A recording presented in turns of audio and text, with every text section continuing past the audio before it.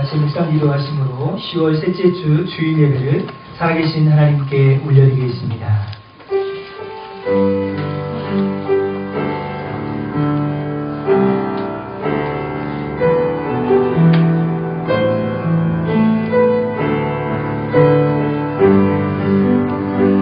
오직 성령이 너희에게 임하시면 너희가 권능을 받고 예루살렘과 온 유대와 사마리아와 땅끝까지 이르러 내 증인이 되리라 하시니라. 아멘. 우리에게 호흡을 주시고 생명을 허락하신 하나님 아버지, 세상의 모든 근심 걱정을 주님께 맡기고 예배 자리에 나오게 하신 은혜를 진심으로 감사를 드립니다. 지난 한 주간 말씀대로 순종하지 못한 것들이 있다면 이 시간 회개하게 하시고 다시 말씀 앞에서 회복되어지는 예배가 되게 하여 주시옵소서. 이 예배를 통하여 성령의 임재를 경험하게 하시고 우리 모두가 예수님의 증인으로 살아가게 하여 주시옵소서. 예수님의 이름으로 기원하옵나이다. 아멘.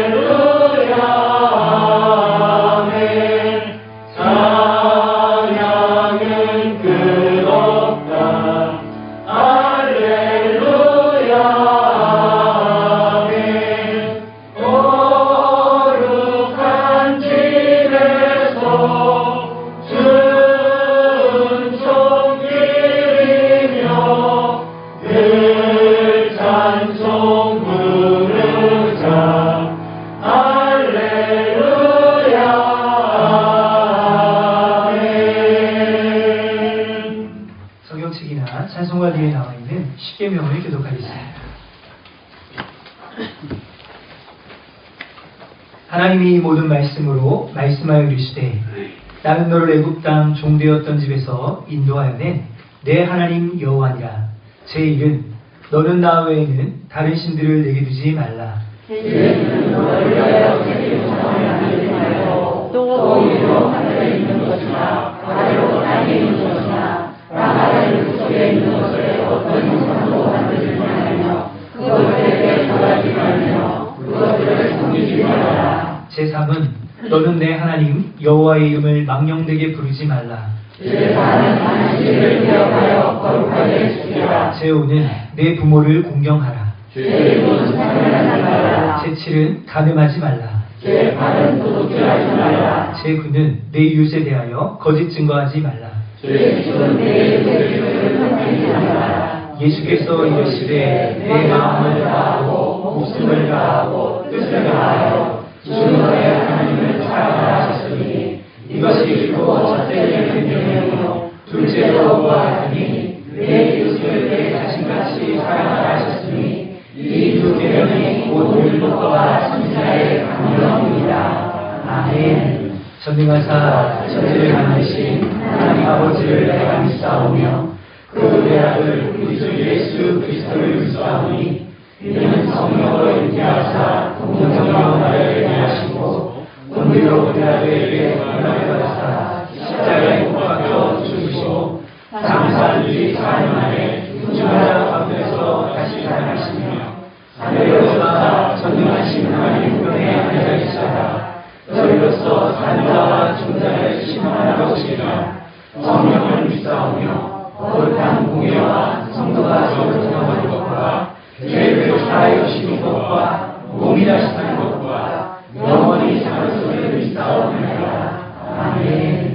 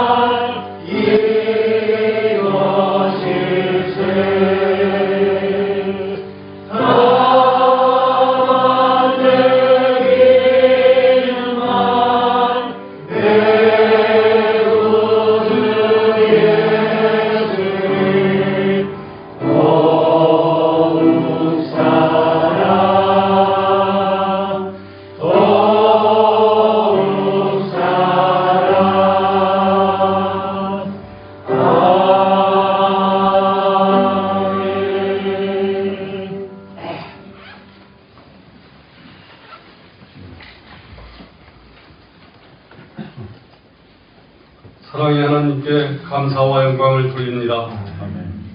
오늘도 거룩하고 복된 주님의 날, 온 은각지에 흩어져 있던 주님의 백성들을 불러주시고 예배드리게 하심에 감사드립니다.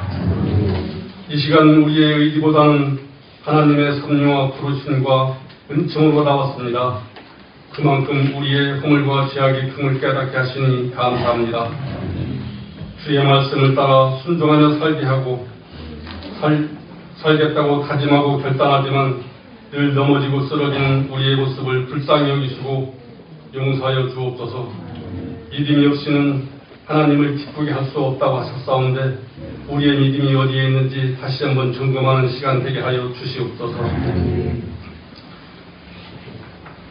믿음의 모습을 행하는 삶을 살아야 할 텐데 우리가 그렇게 살지 못했음을 고백합니다. 아버지 하나님, 우리를 용서하여 주옵시고 말씀에 순종하는 삶을 살아가는 저희들이 될 수 있도록 늘 인도하여 주시옵소서. 이 나라와 민족을 위하여 기도합니다.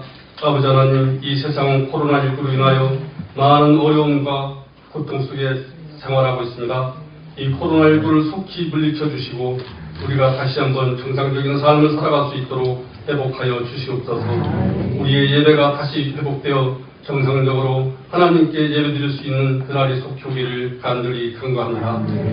하나님 아버지, 단월교회에 또 계획된 모든 일들, 또 아버지 하나님께서 함께하여 주실 때 아버지 하나님 모든 것 아름답게 또 결실을 맺을 수 있는 하늘교회의 모든 계획들이 되게 하여 주시옵소서. 오늘 또 말씀을 들고 다녀서신 목사님 성령의 기름을 부어주시고 말씀을 선포하실 때에 우리의 마음 문이 열리고 들을 귀가 열리고 받은 말씀 성령의 은혜를 잘 거둘 수 있는 우리의 삶이 되게 하여 주셔서 하나님을 증거하는 주님을 이 땅에 증거하는 삶을 살아가는 우리 모든 주의 백성들이 될 수 있도록 은혜 베풀어 주시옵소서. 하나님 아버지, 우리 또 하늘교회에 특별히 또 어르신들이 많이 계시오니 이 환절기에 또 건강 지켜주시고 건강으로 인하여 아버지 하나님의 또 전에 출입하기에 어려움이 없도록 주님께서 늘 지켜주시기를 간절히 원하옵나이다. 아버지 하나님, 이렇게 환절기에 저희들도 건강도 지켜주시고 또 주님을 따라 살아가기에 부족함이 없는 우리의 모습들이 될 수 있도록 은혜 베풀어 주시옵소서.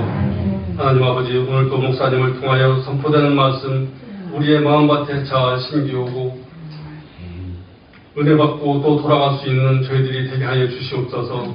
한 주간 또 세상에 나가 살아갈 때 주님 말씀을 의지하며 이 세상의 모든 어려움과 힘든 과정들 잘 견디고 이기며 주님이 주시는 그 기쁨과 감사가 넘칠 수 있는 그런 삶을 살아가는 우리 모든 성도님들 될 수 있도록 은혜 베풀어 주시기를 원하옵나이다.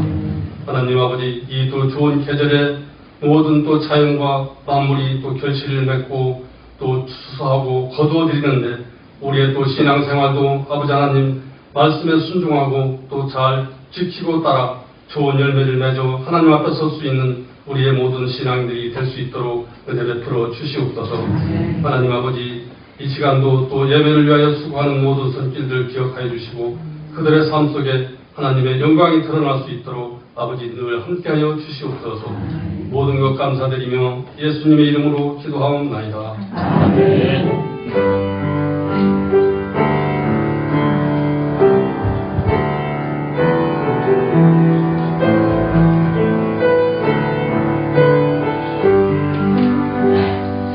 은혜 받으신 하나님의 말씀은 요나서 1장입니다. 구약성경 요나서 1장 1절부터 10절까지의 말씀입니다.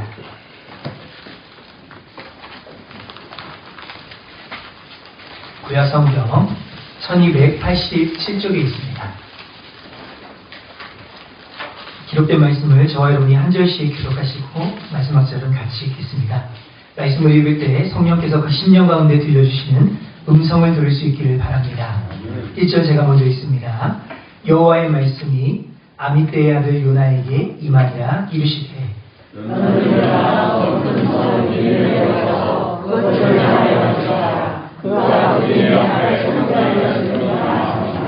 그러나 요나가 여호와의 얼굴을 피하려고 일어나 다시스로 도망하려 하여 욥바로 내려갔더니 마침 다시스로 가는 배를 만난지라.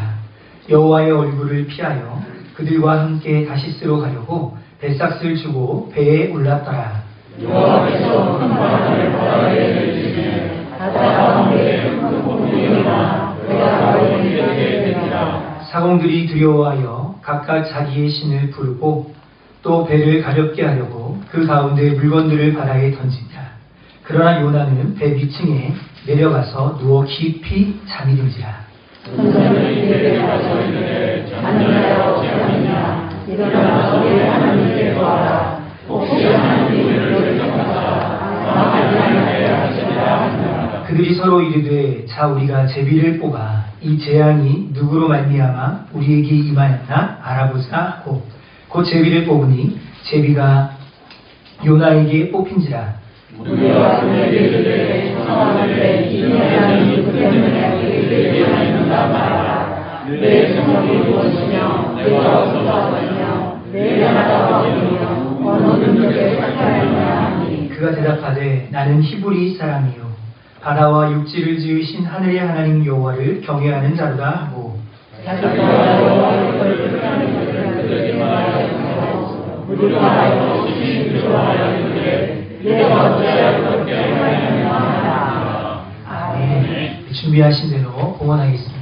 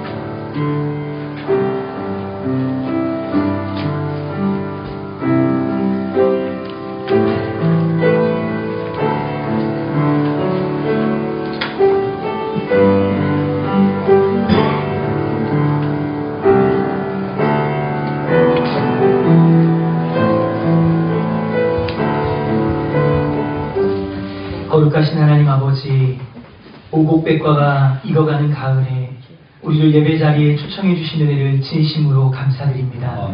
곡식이 익어가듯 우리의 신앙도 날마다 성장하는 성숙함이 있게 하여 주시옵소서. 코로나19로 우리 사회가 많이 변하였습니다. 서로 부대끼며 정을 나누며 살아갔던 우리가 거리를 두고 살아가야 하는 세상이 되었습니다. 예배도 한 장소에서 드리지 못하고 떨어져서 예배드리는 상황이 되었습니다. 하루속히 백신이 개발되어 예배가 회복되게 하시고 한국교회가 회복되게 하시며 한국 사회와 세계가 회복되어지는 은혜가 임하게 하여 주시옵소서. 대통령을 비롯한 국가 위정자들에게 하나님을 두려워하는 마음을 주시고 코로나 방역을 지혜롭게 잘 종식시킴으로 인하여서 특별히 하나님께 영광이 되어지고 우리 모든 국민들에게 기쁨이 되게 하여 주시옵소서. 지금도 열방에서 주의 복음을 들고 헌신하시는 선교사님들을 기억하시고 때를 따라 돕는 하나님의 은혜가 임하게 하여 주옵소서. 영혼 구원의 많은 열매들을 맺게 하여 주시옵소서. 오늘도 주님의 전에 나올 때 아름다운 예물을 가지고 나왔습니다. 삶에서 수고하고 땀 흘려 얻은 귀한 예물을 가지고 나왔습니다. 여러 가지 목적 헌금을 주님께 올려드립니다. 주님 받아 주시옵소서. 이 예물이 하나님의 영광을 위해 가치 있게 사용되게 하여 주시옵소서. 주님께 드리고 싶지만 경제적인 어려움으로 드리지 못하는 가정을 기억하시고 위로하여 주옵소서. 특별히 개업을 감사하여 떡으로 성도들을 섬기는 손길을 기억하시고 주님의 기업이 되게 하시며 이웃들에게 심과 교제가 마르지 아니하는 셈이 될 수 있도록 축복하여 주옵소서. 예수님의 이름으로 간절히 기도하옵나이다. 아멘.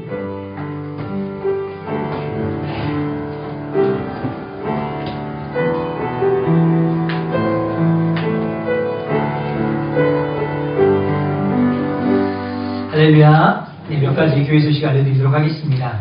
우리 특별히 주일 예배에 나오신 성도님들 사랑하고 축복합니다. 우리 한번 옆에 있는 분에게 인사하겠습니다. 사랑하고 축복합니다. 네, 혹시 교육관이나 식당에서 예배하고 계신 분들이 계신지는 잘 모르겠어요. 오늘은 제가 보니까 다 본당으로 들어오신 것 같은데요. 예, 아무튼 우리 교육관에 식당에 혹시 예배하고 계신 분들은 사랑하고 축복합니다. 반응이 없는 거 보니까 안 계시는 것 같습니다. 지난주에 설교를 하는데 이게 딱 끝나고 나니까 우리 교육관에도 많이 계셨는데 꼭 교육관에 아무도 안 계신 것처럼 그렇게 해서 서운하셨다 그러더라고요. 그래서 지금 하는 거예요. 감사합니다. 우리 특별히 방역 수칙을 잘 지키면서 우리 유튜브 라이브 방송으로 실시간 영상 예배를 올려드리고 있습니다. 방역 수칙을 잘 지켜서요, 우리 모두가 다 함께 옆에서 가까이에 붙어서 함께 예배할 수 있는 날이 속히 올 수 있기를 간절히 소망합니다. 코로나19로 인해서 찬양대가 우리 예배하는 그 찬양을 드리지 못하고 있는 가운데 있습니다.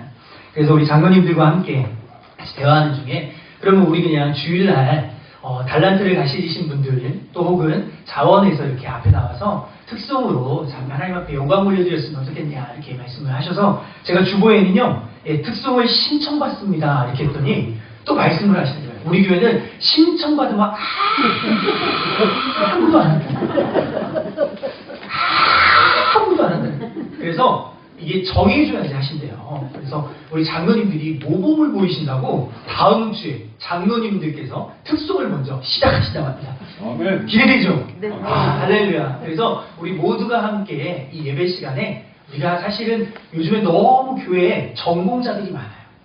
음악을 전공한 사람들이 너무 많아서 정말 전공하지 못한 사람들은 특송 한 번도 못하는 그런 현실인데 우리 단월교회는 전공자들이 제가 볼 때는 없으신 것 같아요. 그래서 누구나 함께 앞에 나오셔서 찬양할 수 있을 것 같습니다. 그래서 꼭 악기가 있다면, 악기 재능이 있으시다면 악기로 특성하셔도 좋고요. 혹시 목소리로 두 분, 세 분, 또 어떤 분들은요 부부가 같이 찬양하면 얼마나 좋겠냐 이런 말씀하시더라고요. 그래서 꼭 그렇게 자원해서 신청도 해주시고요. 또 혹시라도 신청자가 없으면 제가 연락을 드릴 겁니다. 그러면 목사님 저는 못해요 하지 마시고 네 하고 순종하실 수 있기를 바랍니다. 아멘 소리가 너무 작아요. 바랍니다. 네, 다 아멘 하셨어요. 네, 제가 꼭 전화 드리겠습니다. 네, 감사합니다. 특별히 주일학교 예배가 또 이렇게 진행되고 있습니다. 우리 유초등부 오후 2시 식당에서 중고등부 청년부 오후 1시 교육관에서 예배를 드리게 됩니다. 우리 자녀들 또 손주들 있으시면 보내주시기를 바랍니다. 코로나19 생활 속 거리두기 실천을 잘 해주시기를 바랍니다. 특별히 오늘은요 우리 김명숙 권사님께서 개업하셔서 떡을 우리 성도님들께 나눠주십니다. 우리 나가실 때 한 팩씩 받아가시면 감사하겠습니다. 우리 특별히 특송을 준비하시는 분요, 제가 추가로 광고하겠는데요. 수요일까지 어떤 특송을 하신지 곡을 알려주셔야 합니다. 왜 그럴까요? 그렇죠. 반주자도 연습을 해야 합니다. 전혀 모르는 곡을 갑자기 주일날 이거 할 거야. 반주해줘 이러면 큰일 납니다. 아시겠죠? 그래서 며칠까지요? 수요일까지. 아시겠죠? 수요일까지는 꼭 곡을 말씀해 주셔야지만이 반주자도 연습하고 주일날 와서 또 맞춰보고 연습해서 하나님께 조금은 더 아름다운 찬양으로 영광 올려드릴 수 있겠습니다. 네, 광고는 이상이고요. 이 시간 하나님께서 우리에게 주신 말씀을 중심으로 제목을 이렇게 잡아봤습니다. 삶으로 파송받은 선교사. 우리 제목을 한번 따라해볼까요? 시작. 삶으로 파송받은 선교사. 우리 게이트웨이 침례신학교의 총장으로 공직하고 계시는 제프 아이오그 박사님은요, 이런 말을 하셨습니다. 구원받은 모든 성도님들은 구원과 동시에 선교사로서의 부르심이 주어집니다. 따라서 그리스도인들은 선교적 그리스도인으로 살아가야 합니다. 선교적 그리스도인이란 지금 살고 있는 곳에서 단지 머무는 자가 아닌 파송받은 자의 마음으로 살아가는 것을 의미합니다. 또한 선교사로서의 부르심은 특정한 지역으로서의 부르심이 아니라 사람들에게로의 부르심이라는 것을 기억하시기 바랍니다. 라고 말했습니다. 우리는 선교사 하면 특정한 지역에 나아가서 선교하는 것을 연상하게 되어 있습니다. 어느 지역으로 파송받았는가, 어느 지역에서 사역하는 선교사인가 라는 것이 먼저 떠오르게 되죠. 하지만 아이오그 박사님은 선교는 지역이 아니라 사람들이다 라고 말씀하셨습니다. 따라서 저와 여러분이 만나는 모든 사람들이 다 선교 대상자들이라는 것입니다. 따라서 우리는 세상에 선교사로서의 삶을 살아야 된다라는 것을 우리에게 말씀해 주시는 것이죠. 아이오그 박사님은요, 또 이런 말씀을 하셨습니다. 수단 난민들을 돕도록 부름을 받았다면 그들을 찾아가 지구 반대편까지 가기 전에 당신 주변에 이미 이주해 있는 수단 사람들을 왜 먼저 돕지 않고 있는가? 먼저 당신 주변에 있는 해당 국가 사람들을 찾아 나선 뒤에 그들을 섬기라, 이렇게 말씀하셨습니다. 저는 이분의 글을 읽으면서 그리스도인의 참된 정체성에 대해서 다시 한번 생각해 보게 됐습니다. 저와 여러분은 세상 속의 복음을 전하기 위해서 보냄받은 선교사라는 사실입니다. 저와 여러분을 통해서 세상을 변화시키는 사명자로서 하나님이 저와 여러분을 보내셨다는 것입니다. 저는 단월교회에 와서 이렇게 사역을 하고 있지만 이 아이오그 박사님의 말씀을 읽으면서 우리 가정은 단월이라는 지역에 선교사로 파송되어졌다라는 걸 생각을 해보게 되었습니다. 마찬가지입니다. 여러분들도 이곳에 와 계신 이유가 무엇입니까? 혹은 은퇴하여서 이곳에 와 계신 분들도 계시고, 혹은 여기서 태어나셔서 지금까지도 한 번도 단월을 안 떠나시고 계신 분들도 계십니다. 그러나 분명한 사실은 우리가 은퇴하고 이곳에 왔든지 아니면 여기에서 태어나서 지금까지 왔든지 중요한 것은 하나님은 우리를 단월 지역의 선교사로 보내셨다는 것입니다.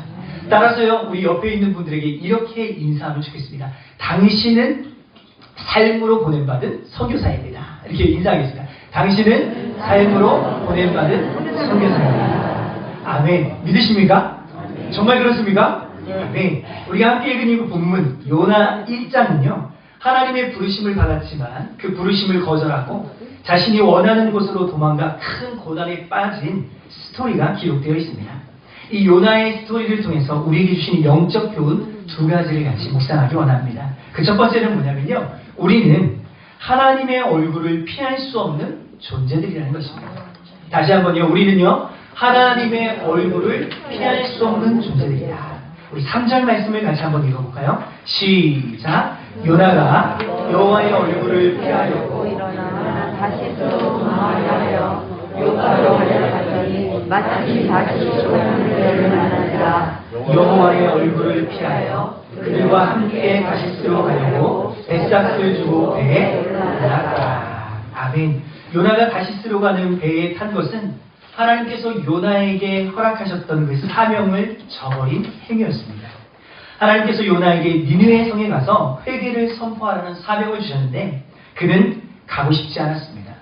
그는 하나님 앞에 핑계를 대고 그는 하나님 앞에 이유를 대면서 저는 갈 수 없습니다. 라고 얘기했습니다. 말씀을 묵상하면서 몇 가지 한번 생각해 봤습니다. 왜 요나가 하나님의 말씀에 거절했을까? 그 첫 번째는요, 니느웨는 이스라엘의 원수 국가였기 때문에 그렇습니다. 아수르는 당대의 제국으로 주변 국가들에게 많은 조공을 받았습니다. 1년 동안 땀 흘려 열심히 농사를 하면 아수르에서 농작물을 가져가는 것입니다. 이스라엘 백성들을 끊임없이 괴롭히고 힘들게 만들었던 사람들이 누구냐? 바로 아수르의 니느웨 사람들이었습니다. 그러니까 그들에게 복음을 증거하는 것이 요나의 마음에는 합당하게 느껴지지 않았습니다. 두 번째로는요, 거리상으로 너무 멀었기 때문에 그렇습니다. 수도 니느웨는요, 그의 크기가 보니까 성인이 3일 동안 걸어다녀서 복음을 전해야지만이 될 정도로 넓은 그런 땅이었습니다. 이스라엘에서 아수르까지 거리만 해도 약 700km 정도 됩니다. 24시간 늘 걷고만 간다고 해도 일주일은 꼬박 걸리는 그런 거리입니다. 그렇기 때문에 요나는 하나님의 말씀에 불순종하고 싶었던 것입니다.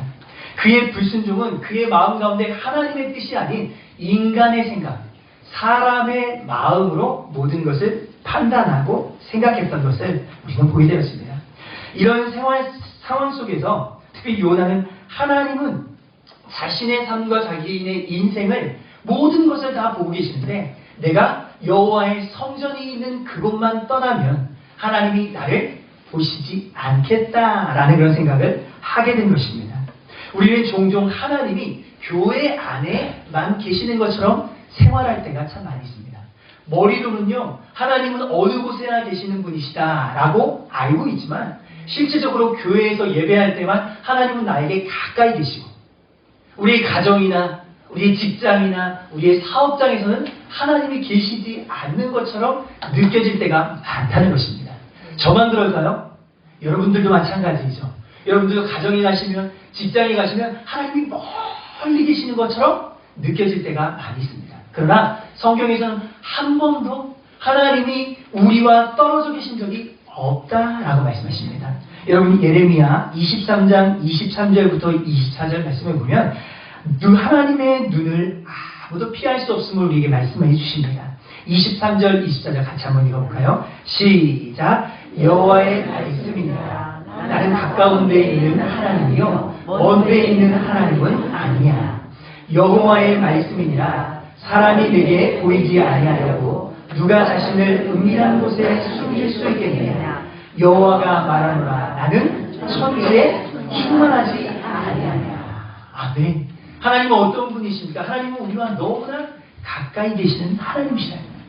근데 이스라엘 백성들은요, 하나님이 저 멀리에 가면 안 계시는 것처럼 그들은 생활을 했고 그들은 생각을 했다는 것입니다.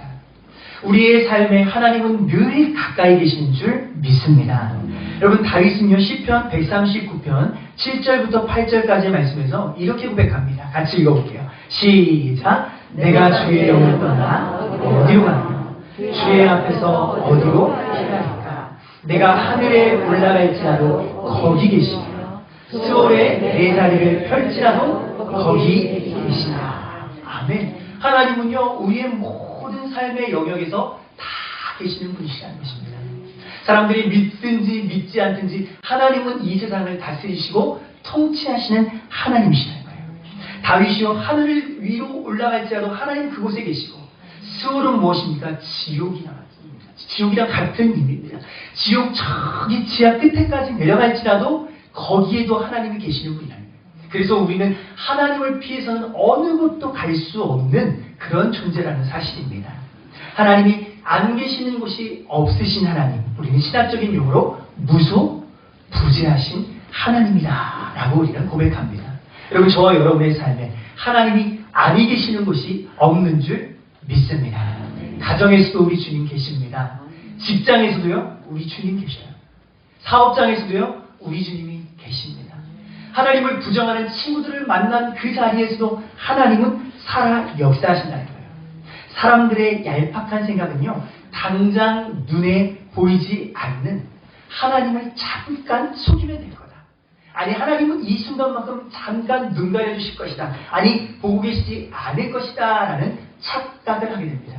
여러분 요나가 지금 하나님의 말씀에 불순종해서 지금 떠나면서 내가 지금 하나님이 계시는 그 성전을 멀리 떠나면, 아니 이스라엘이라는 지역을 떠나면 하나님은 나를 안 보시겠지라는 생각으로 그는 떠난 것입니다. 도망간 것입니다. 그러나 하나님은 그 배에도 뭐 하셨어요?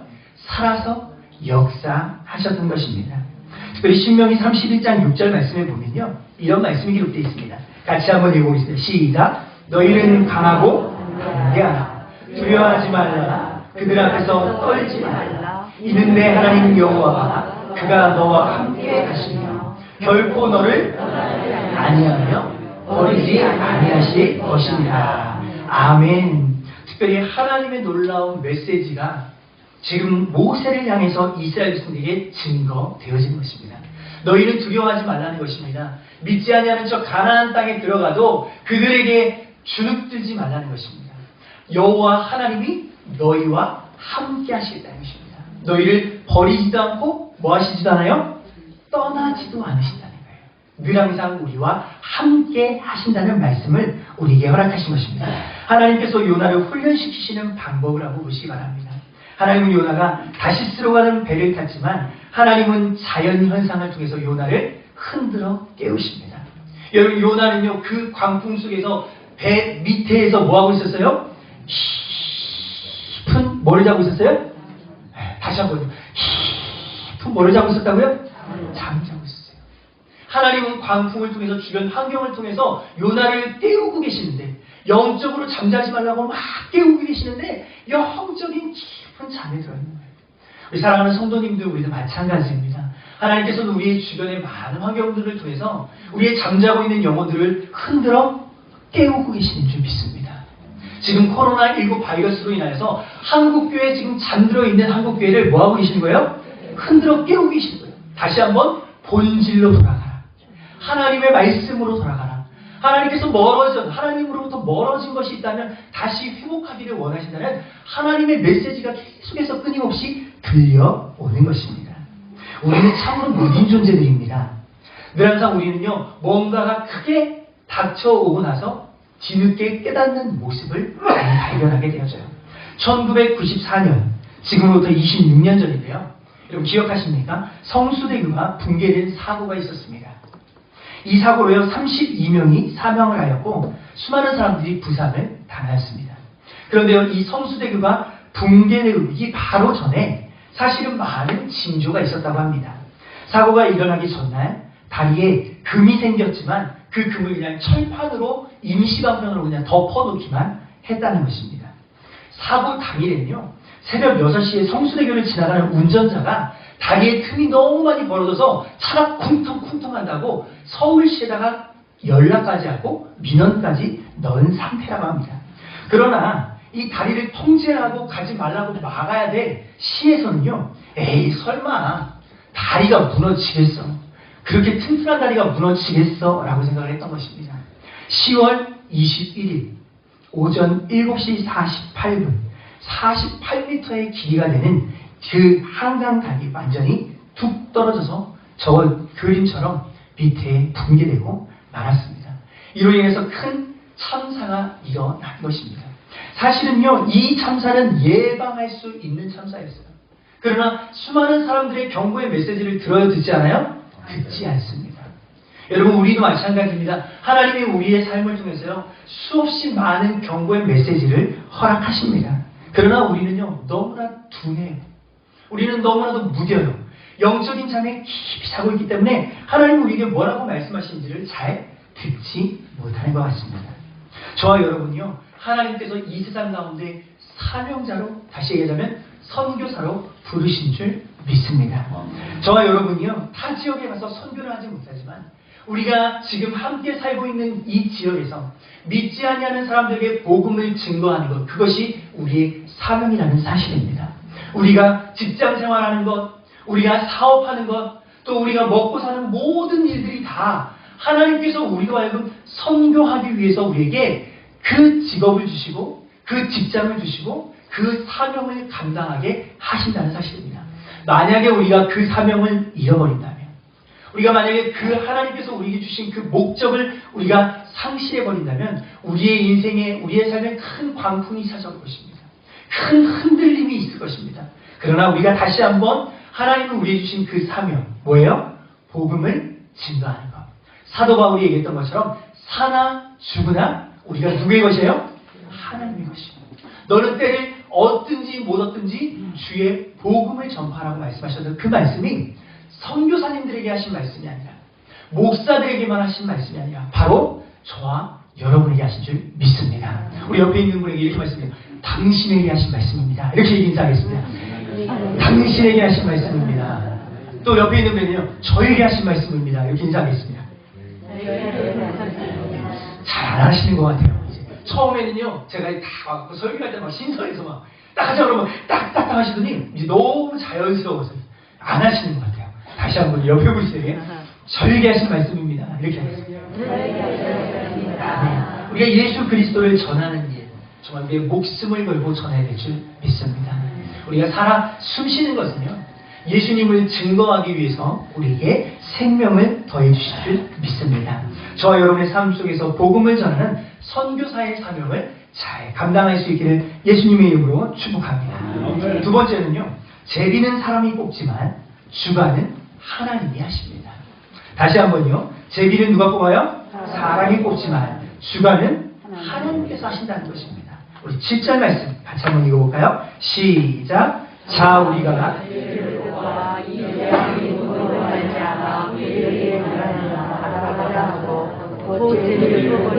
제비가 누나에게 뽑힌 자. 배에 타고 있던 많은 사람들이 갑자기 불어닥친 풍랑 속에서 정신을 차릴 수가 없었습니다. 분명한 것은 그들이 한결같이 느꼈던 건 뭐냐면 이 풍랑이 과연 누구 때문인가라는 것입니다. 뭔가 원인이 있지 않겠는가라는 것입니다. 그 원인을 불순종으로 본 것입니다. 그래서 그들은 제비를 뽑아서 이 가운데 혹시 불순종한 사람이 있다면 그 사람을 우리가 해결해야 되지 않겠느냐라는 것입니다. 여러분, 이 제비는요, 고대 문화에서 신적인 능력을 나타내는 도구로서 제비를 뽑았습니다. 구약 성경에도 보면요, 여러 곳에 제비 뽑은 기록이 있습니다. 여호수아 7장에 보면요, 특별히 아간이라는 인물이 기록되어 있죠. 이스라엘 백성들이 난공불락의 여리고성을 하나님의 말씀에 순종하여서 무너뜨리고 너무나도 쉬워 보이는 아이성에서는 패하게 되었습니다. 그때 그 아이성의 전투에서 패하게 된 원인이 뭐냐? 바로 아간의 죄였던 것이죠. 아름다운 외투 한 벌, 그리고 은 200세겔, 금 500세겔을 아무도 모르게 감춰놨던 것입니다. 그래서 결국엔 이스라엘 백성들 모임 가운데 제비가 뽑혀서 아간이 그 자리에서 죽게 되는 것을 우리는 보게 됩니다.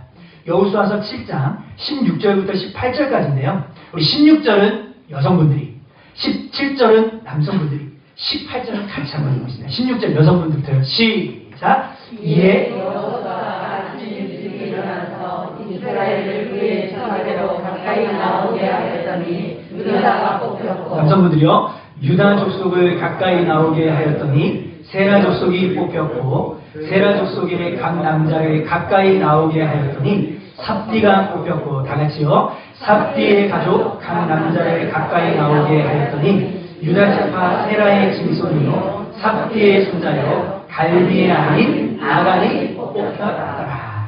아간으로 인하여서 그의 가족과 모든 가축이 돌에 맞아 죽게 되는 사건입니다. 이 무덤을 아볼 골짜기라 이름을 일컬었는데요. 결국에는 하나님의 말씀에 불순종했던 것에 제비가 뽑혀 결국에는 하나님의 심판을 받은 것입니다. 뿐만 아니라 하나님은요, 왕을 세울 때도 제비를 뽑아 왕을 세웠던 것을 보게 됩니다. 이것이 바로 하나님의 주권인데요. 사무엘상 9장에 보면 사울이 이스라엘 초대 왕으로 등극할 때 특별히 사무엘을 통해서 제비를 뽑게 하셨습니다. 사무엘상 10장 20절 21절 같이 한번 읽어볼게요. 시작. 사무엘이 베냐민 지파가 뽑혔고 베냐민 지파를 그들의 가족별로 가까이 오게 하였더니 마들리의 가족이 뽑혔고 그 중에서 기스의 아들 사울이 뽑혔으나 그를 찾아도 찾지 못한 자. 아멘. 이러한 제비 뽑기는요, 철저하게 하나님께서 우리의 삶과 우리의 인생을 다스리신다라는 믿음이었죠. 사실 고대에는 제비 뽑기를 통해서 사람들을 선택했다면 오늘날에는 하나님께서 우리를 뭘로 선택하셨죠? 그쵸, 투표라는 것으로 선택하셨습니다. 이 나라의 지도자들로 세워진 사람들은요, 다 우리 손으로 뭐 한 사람들이에요? 투표해서 뽑아 세운 사람들입니다. 그렇기 때문에 누가 대통령이 되었든 내가 투표를 했든 투표를 하지 않았든 하나님께서 세우신 대통령이나 국가 위정자라는 믿음의 고백이 저와 여러분에게 필요한 것입니다. 따라서 우리는 지도자들을 위해서 기도해야 될 필요가 있는 것입니다. 하나님께서 세우신 지도자가 하나님의 말씀대로 잘 나라를 다스릴 수 있도록, 백성들을 평안하게 할 수 있도록, 코로나19 이 방역을 잘 지혜롭게 종식시킬 수 있도록 저와 여러분이 뭐 해야 돼요? 기도해야 될 줄 믿습니다. 우리 믿는 크리스천들이 믿음으로 눈물 뿌리며 하나님 앞에 기도할 때 우리 지도자들이 변화될 줄 믿습니다. 하나님께서 은혜를 베풀어 주실 줄 믿습니다. 잠언 16장 33절 말씀에도 이렇게 말씀하십니다. 우리 같이 한번 읽어볼까요? 잠언 16장 33절 시작. 제비는 사람이 뽑으나 모든 일을 작성하는 여호와께 있느니라. 아멘. 제비는 누가 뽑아요? 사람이 뽑으나 모든 일을 작정하시는 분 누구예요? 여호와 하나님이신 줄 믿습니다. 여러분, 태국에서요 부족한 인원의 신병수만큼 제비를 뽑아서 군대를 간다고 합니다. 여러분, 저는 태국이 참 부럽습니다. 제가 군대를 다녀온 사람으로서 참 청년의 때 정말 공부 열심히 해야 될 때 군대 갔다 오는 것이 참 힘들어요. 알 사람만 알거다. 얼마나 힘든지 몰라요. 정말 할 수만 있다면 야, 진짜 군대를 안 가고 어떻게 하면 좋겠. 근데 공부를 정말 잘해가지고 똑똑하면요 군대를 안 갈 수 있답니다.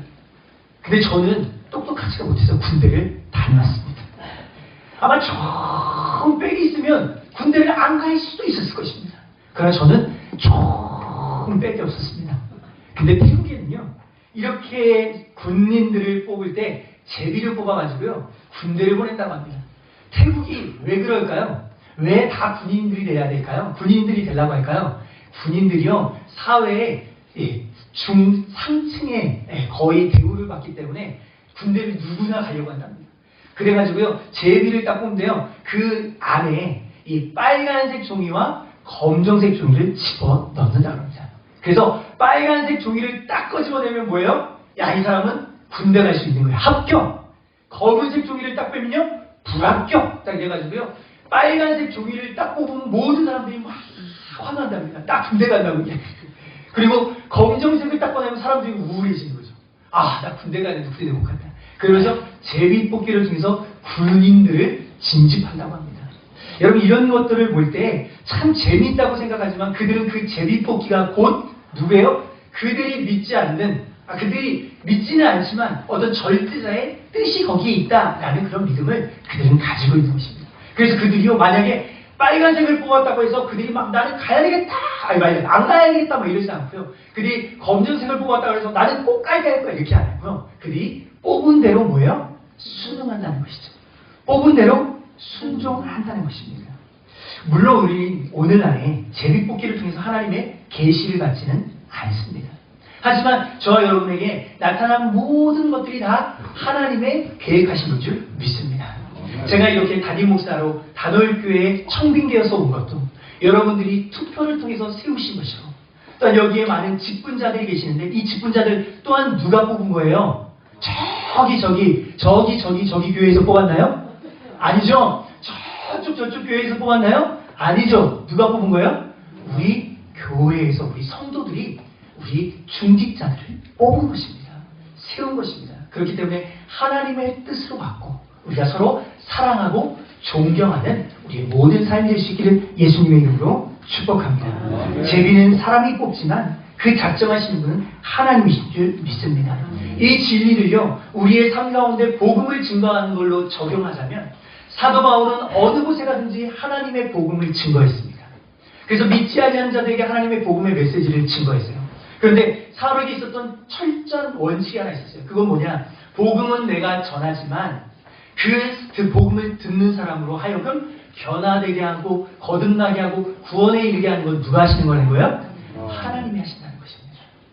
여러분, 우리가 복음을 수많은 사람들에게 전합니다. 그러나 내가 전했던 그 복음을 사람들이 듣지 않는다고 해서 낙심할 필요가 없습니다. 왜냐하면 그 모든 작정을 하나님이 하시기 때문이 그렇습니다. 바울이 1차 전도 여행 중에 비시디아 안디옥에서 복음을 전하면서 이런 고백을 했습니다. 사도행전 13장 48절 우리 큰 목소리로 함께 읽어보겠습니다. 시작!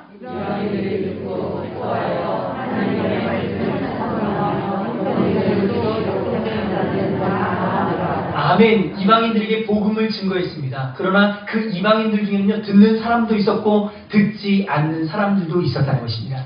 그러나 하나님은 분명하게 말씀하십니다. 듣는 사람들은 하나님이 구원하시기로 뭐한 사람들이에요? 작정한 사람들.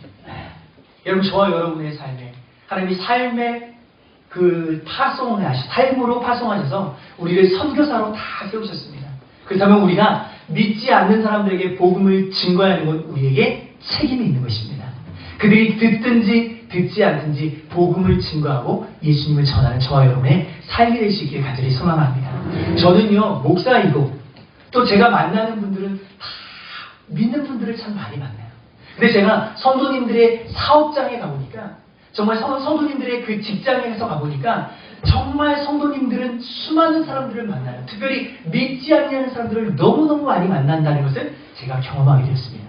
그 믿지 않는 사람들에게 복음을 증거하고 예수님 믿으라고 말씀을 전한다면 분명히 하나님께서 믿기로 작정된 사람의 마음을 하나님 열게 될 줄 믿습니다. 우리는 믿음으로 고백을 해야 돼요. 에이, 저 사람은 안 될 것 같아. 아니, 저 사람은 아닐 것 같아. 내가 먼저 선입견을 갖고 문을 닫지 않기를 간절히 소망합니다. 따라서 누구를 만나든지 어떤 사람을 만나든지 정말로 복음을 증거하는 저와 여러분의 삶이 될 수 있기를 예수님의 이름으로 축복합니다. 오늘 요나서 1장 말씀을 통해서요, 하나님의 절대 주권에 대해서 두 가지 묵상했습니다. 첫 번째는 뭐냐면 우리는 하나님의 얼굴을 피할 수 없는 존재들이라는 것입니다. 하나님의 말씀에 불순종하면 안 되는 존재들이라는 것이죠.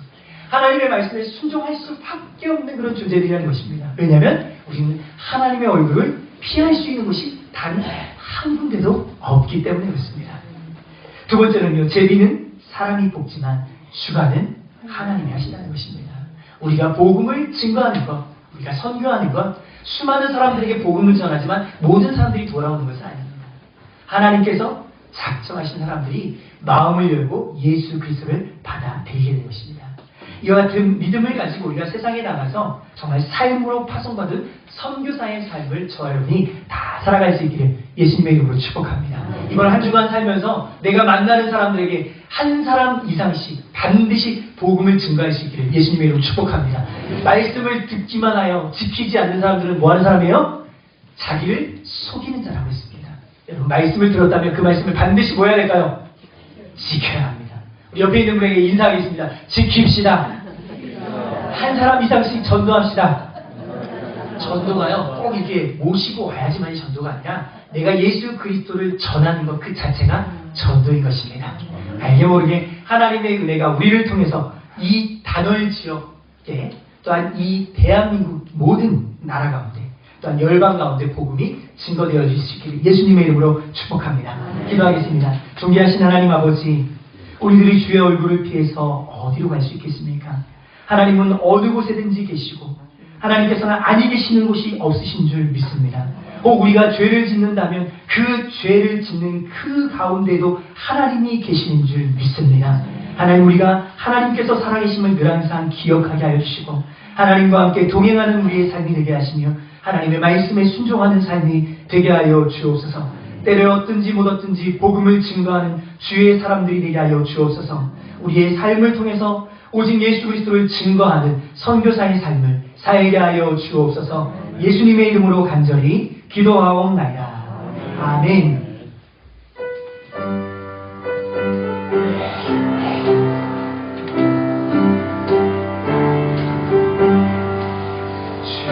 예수 넓은 사랑 그 크신 은혜를 나 힘써 전파하는 참 기쁜 일일세.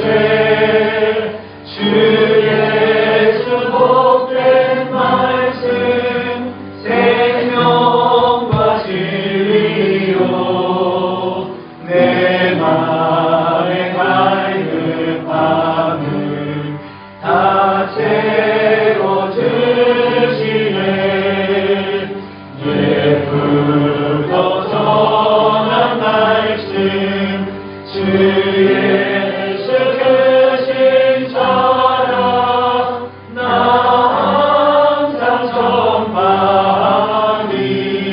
참 기뻐하도다. 이 말씀 전할 때에 내 마음이 기쁘고 그 말씀 전할수록 새 기쁨 넘치네. 구원의 복된 말씀 못 들은 사람이 세상의 많음으로 힘써서 전하세. 예부터 전한 말씀 주 예수 크신 사랑 나 항상 전하기 참 기뻐하도다. 이 말씀 들은 사람 또 듣기 원하고 목말라 사모하니 그 말씀 진리라. 그 나라 영광 중에 나 부르세 노래. 예부터 좋아하던 이 말씀 뿐일세. 예부터 전한 말씀 주 예수 크신 사랑 나 항상 전파하기 참 기뻐하노라. 우리 공동체 고백하시기에 축도로 예배를 마치겠습니다. 단월교회 공동체 고백 시작. 우리는 하나님의 형상대로 지음을 받은 하나님의 자녀입니다. 자녀로서 하나님의 기쁨이 되기 위해 영과 진리로 예배하는 삶을 살겠습니다. 우리는 예수 그리스도를 믿고 구원을 얻은 예수님의 제자입니다. 제자로서 하나님 사랑과 이웃 사랑을 실천하는 전인적 그리스도인이 되겠습니다. 우리는 성령 안에서 거룩해져가는 성령의 사람입니다. 성령의 사람으로서 선하여 복음을 전하며 선교하는 전도자가 되겠습니다. 아멘. 지금은 우리 주 예수 그리스도의 한이 없으신 은혜와 하나님 아버지의 그 크신 사랑과 성령 하나님의 내주교통 역사 위로 충만하시니 오늘도 삶으로 정말 복음을 증거하며 파송받기를 간절히 소망하는 선교사의 삶을 살아가기를 마음 가운데 결단하는 우리 사랑하는 단월교회 모든 권속들 머리머리 위에 이 시간 영상으로 예배하는 모든 권속들 위에 또한 세계교회 위에 이제부터 영원토록 항상 함께 있을지어다. 아멘.